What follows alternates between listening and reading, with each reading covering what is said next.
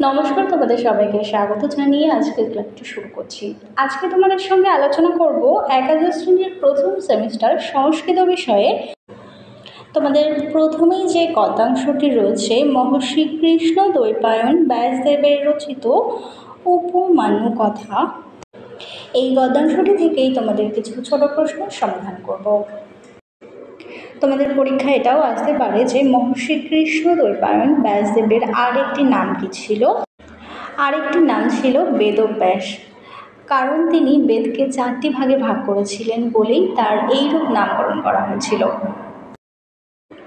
এবার তোমরা জেনে নাও উপমান্যু কথা গদ্যাংশটির মূল গ্রন্থ কি। তার মূল গ্রন্থ হলো মহাভারত। মহাভারতের আদি পর্বেই উপমান্যু কথার কাহিনীটি বর্ণিত আছে।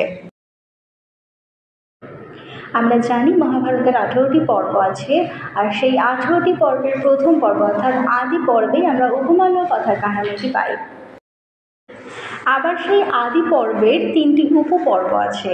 সেই উপপর্বের তৃতীয় অধ্যায় অর্থাৎ পৌষ পর্বাধ্যায়, এখানে বানানটা একটু ভুল আছে, ওঙ্কার মথনাশয় জফলা হবে পৌষ পর্বাধ্যায়।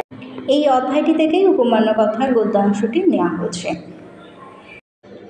এই গদ্যাংশের শুরুতেই আমরা যার কথা পাই তিনি হলেন ঋষি আয়োধ্যম ও তার 3 জন শিষ্য ছিলেন আরুণি, উপমন্যু ও বেদ। তার মধ্যে প্রধান শিষ্য উপমন্যুকে কেন্দ্র করেই মূলত এই গদ্যাংশটি গড়ে উঠেছে। গদ্যাংশটিতে মূলত দেখা যায় গুরুর প্রতি শিষ্যের যে শ্রদ্ধা, ভালোবাসা ও আত্মবলিদান, তা নিয়েই মূলত গদ্যাংশটি গড়ে উঠেছে। তাহলে চলো আমরা এবার প্রশ্নগুলোর মাধ্যমে পুরো গল্পটাই বুঝে নেব। প্রশ্ন শুরু করার আগেই তোমাদেরকে বলি, তোমাদের গদ্যাংশটির নাম কিন্তু উপমান্যু কথা নয়, উপমন্যু কথা। আমার এখানেও স্পেলিং ভুল হয়েছে, এখানে উপমন্যু কথা হবে, ময় আকার হবে না। তাই তোমরা বানানগুলো একটু ঠিক করে নিও, আকারটা দেবে না। প্রথম প্রশ্ন, উপমন্যু কথা গদ্যাংশটির মূল গ্রন্থের নাম কি? উত্তর হবে মহাভারত। 2 দাগে আছে মহাভারতের রচয়িতা হলেন ব্যাসদেব। 3 নম্বর প্রশ্ন, উপমন্যু কথা গদ্যাংশটির মূল গ্রন্থ মহাভারতের কটি পর্ব আছে? 18টি পর্ব। আর 4 দাগে আছে মহাভারতের কোন পর্ব থেকে উপমন্যু কথা গদ্যাংশটি নেওয়া হয়েছে? উত্তরটি হবে আদি পর্ব। 5 দাগে আছে মহর্ষি ব্যাসদেব কোন দেবতার অবতার রূপে প্রসিদ্ধ? উত্তর হবে ভগবান বিষ্ণু। 6 দাগে আছে মহাভারতের অপর নাম কি? উত্তরটি হবে শত সহস্রী সংহিতা। 7 দাগে আছে আদি পর্বের কোন অধ্যায়ে উপমন্যু কথা রয়েছে? উত্তরটি হবে 3য়। পরের প্রশ্ন, মহাভারতের আদি পর্বের 3য় অধ্যায়টির নাম হলো পৌষ পর্বাধ্যায়। 9 দাগে আছে ঋষি আয়োধ্যমের 3 জন শিষ্য কে কে? আরুণি, উপমন্যু ও বেদ। 10 দাগে আছে উপমন্যু কোন দেবতার ভক্ত ছিলেন? উত্তরটি হবে শিবের।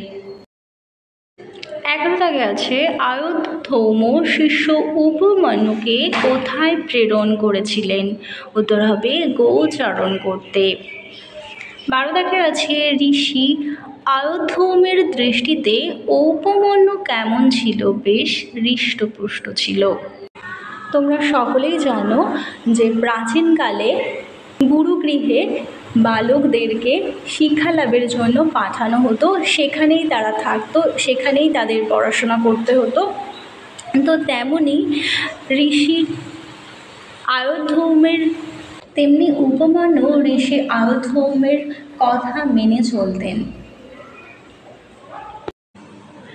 উপমন্যু যতবার ঋষি আয়োধ্যমের কাছে যেতেন ততবারই তিনি তাকে বেশ রুষ্টপুষ্ট অর্থাৎ মোটা সোটা দেখতেন। তিনি উপমন্যুকে কাজ দিয়েছিলেন গোচারণ করাতে, অর্থাৎ এর ফলে তাকে কোনো অর্থ তিনি দিতেন না। তাহলে তার জীবন কিভাবে অতিবাহিত করছে এবং তাহলে সে কি খেয়ে এত হৃষ্টপুষ্ট অর্থাৎ মোটা সোটা হচ্ছে, এই নিয়েও তার মনে প্রশ্ন ছিল। তাই তিনি উপমন্যুকে জিজ্ঞাসা করেন যে তার জীবন সে কিভাবে অতিবাহিত করছে। উপমন্যু উত্তরে জানান যে সে ভিক্ষাবৃত্তি করে যেটুকু পায় তা দিয়ে সে তার জীবন অতিবাহিত করে।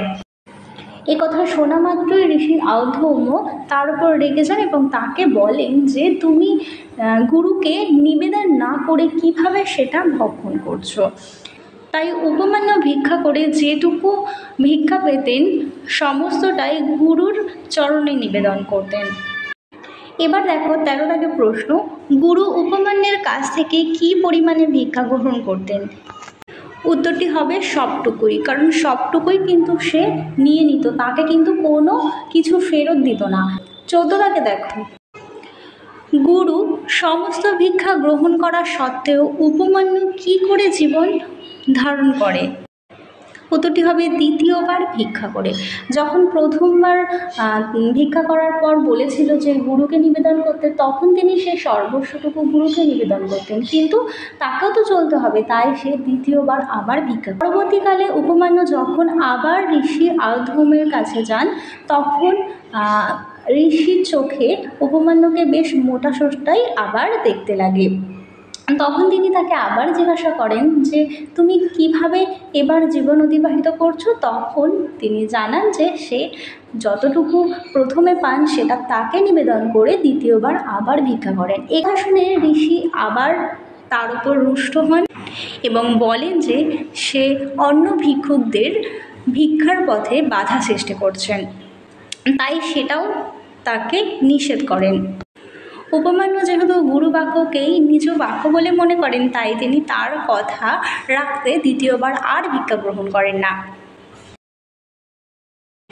এবার দেখো 15 দাগে উপাধ্যায় বচনাৎ শব্দের অর্থ কী? উত্তরটি হবে গুরুর বচন অনুসারে।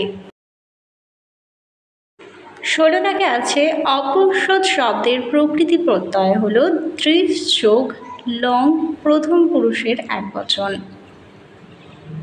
17 দাগে আছে অরক্ষত শব্দের প্রকৃতি প্রত্যয় হলো রক্ষ যোগ লং প্রথম পুরুষের একবচন। 18 দাগে আছে তথৈব উপাধ্যায়স্য আগত শব্দের সন্ধি বিচ্ছেদ হবে তথা যোগেব যোগ উপাধ্যায়স্য যোগ আগত। 19 দাগে আছে অনিবেদ্য উপধ্যায়া উপযুক্ত মিতি শব্দের সন্ধি বিচ্ছেদ অনিবেদ্য যোগ উপাধ্যায় যোগ উপযুক্তম যোগিতি। 20 দাগে আছে কোন জিনিস পান করতে গুরু হবে, এটা গুরু উপমান্যকে বারণ করেছিলেন। উপমান্যকে দ্বিতীয়বার ভিক্ষা করতে নিষেধ করার পর উপমান্য গরুর দুধ পান করে জীবন অতিবাহিত করছিলেন। এই কথা শোনার পর ঋষি তাকে জানান যে গাভীগুলো আশ্রমের অধীনের, তাই তার অনুমতি ছাড়া সে দুগ্ধ পান করতে পারবে না, সেখানেও তাকে বারণ করা হলো।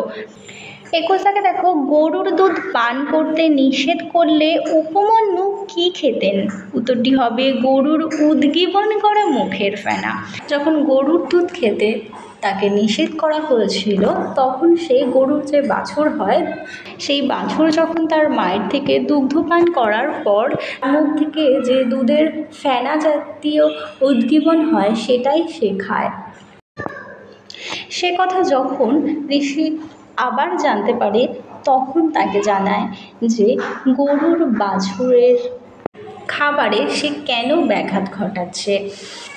হয়তো তাকে সেই গাভীগুলো চেনে এবং সে তাদেরকে গোচারণে নিয়ে যায়, সেই জন্য হয়তো গরুগুলো তার ওপর করুণাবশত তাকে একটু বেশি পরিমাণেই মুখের ফেনা দুগ্ধ অবস্থায় প্রেরণ করছেন।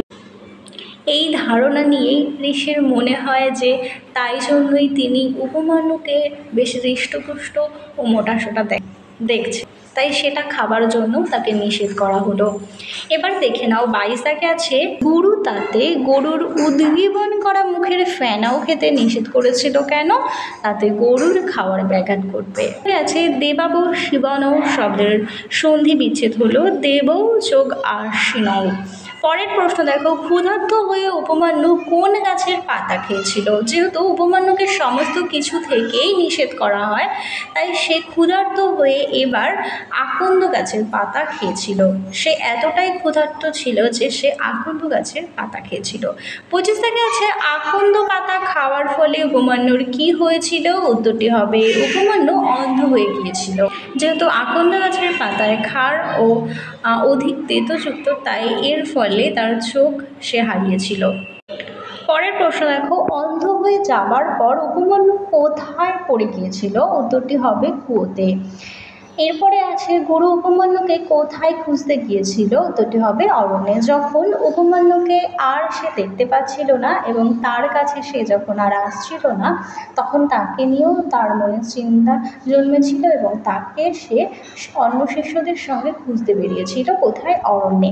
28 দাগে আছে, দেবতাদের চিকিৎসক কে ছিলেন? উত্তরটি হবে আশ্বিনী কুমার দয়। পরের প্রশ্ন, উপমান্যুর স্তবে সন্তুষ্ট হয়ে আশ্বিনী কুমার দয় তাকে কি দিয়েছিলেন? উত্তরটি হবে একটি পিষ্টক। 30 দাগে আছে, গুরুকে না দান করে পিষ্টক কে গ্রহণ করতে চাননি? উত্তরটি হবে উপমান্যু। কারণ সে যা কিছু ভক্ষণ করতে চেয়েছিল, তার গুরু তাকে বলেছিল যে তার গুরুকে আগে নিবেদন করতে, তারপর সেটা তাকে খেতে, তাই সে কিন্তু গুরুর কথা বলেননি। 31 দাগে দেখো, কে গুরুকে নিবেদন না করে পিষ্টক গ্রহণ করেছিলেন? উত্তরটি হবে ঋষি আয়ুধৌম। 32 দাগে দেখো, আশ্বিনী কুমার দয় আয়ুধৌমের কী রূপ দাঁত প্রদান করেছিলেন? কৃষ্ণ লৌহময়।